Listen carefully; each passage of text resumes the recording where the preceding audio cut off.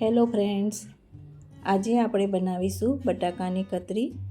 આ બટાકાની કતરીને તમે ઉપવાસમાં ખાઈ શકો છો અને ઉપવાસ વગર પણ તમે બનાવીને ખાઈ શકો છો, જે ખૂબ જ સરસ લાગે છે। તો ચલો બનાવવાની શરૂઆત કરીએ। તો સૌથી પહેલાં આપણે 2 બટાકા લઈશું। બટાકાને છોલી અને એની આ રીતે ચિપ્સ કરી લઈશું। આ ચિપ્સને આપણે 3 થી 4 વખત પાણીમાં સારી રીતે ધોઈ લેવાની છે અને બટાકાની ચિપ્સને ધોઈ લીધા પછી આપણે એને બહાર નીકાળી દઈશું।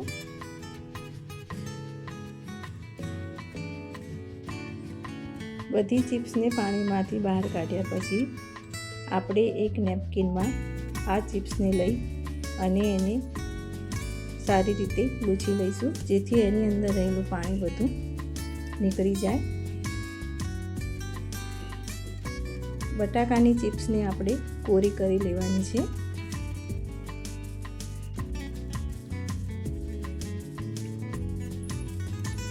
આને આપણે સૂકવવાની નથી, ફક્ત એને લૂછવાની જ છે। ત્યાર પછી આપણે એક કડાઈ લઈશું અને કડાઈમાં આપણે 2 ટીપરી તેલ ઉમેરીશું। તેલને આ રીતે ચારે બાજુ કડાઈમાં નાખતા જશું। ત્યાર પછી અંદર આપણે જીરું ઉમેરી અને જીરું સંતળાઈ જાય એટલે અંદર 2 લીલા મરચાં ઉમેરીશું। ત્યાર પછી અંદર આપણે લીમડો પણ ઉમેરીશું, પણ લીમડો મારી પાસે નથી એટલે મેં અત્યારે નથી એડ કર્યો। ત્યાર પછી આપણે જે ચિપ્સને કોરી કરી છે એ ચિપ્સ ઉમેરી તાવીથાની મદદથી એને સારી રીતે હલાવી લઈશું। આ ચિપ્સને હલાવવા માટે તમારે તાવીથો જ લેવાનો, કેમ કે તાવીથાની મદદથી જ આ ચિપ્સ સારી રીતે હલાવી શકાશે। ચિપ્સને સારી રીતે હલાવી લીધા પછી આપણે એને 10 મિનિટ માટે રહેવા દઈશું। 10 મિનિટ પછી આપણે ચેક કરીશું તો આપણી ચિપ્સ 50% જેટલી ચડી ગઈ છે।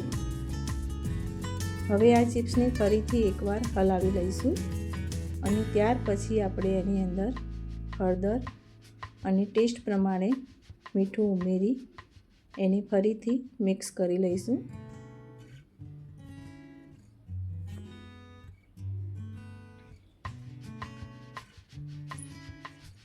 હળદર અને મીઠું સારી રીતે મિક્સ થઈ ગયા પછી આપણે આ બધી કતરીને કડાઈ ઉપર ગોઠવવાની છે। આ રીતે એક એક આપણે ચિપ્સને કડાઈની ચારે બાજુ ગોઠવી દઈશું, જેથી આ ચિપ્સ નીચેથી સરસ શેકાઈ જશે। બધી ચિપ્સને આ રીતે ગોઠવી દઈ અને 5 મિનિટ માટે રહેવા દઈશું।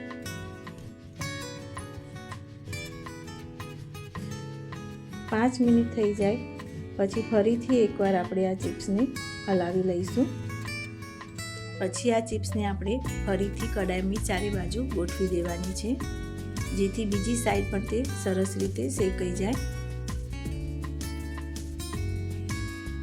આ રીતે શેકવાથી આપણી આ બટાકાની ચિપ્સ ખૂબ જ ટેસ્ટી બનશે અને એને શેકાઈ જવાથી એનો ટેસ્ટ 10 ગણો વધી જશે।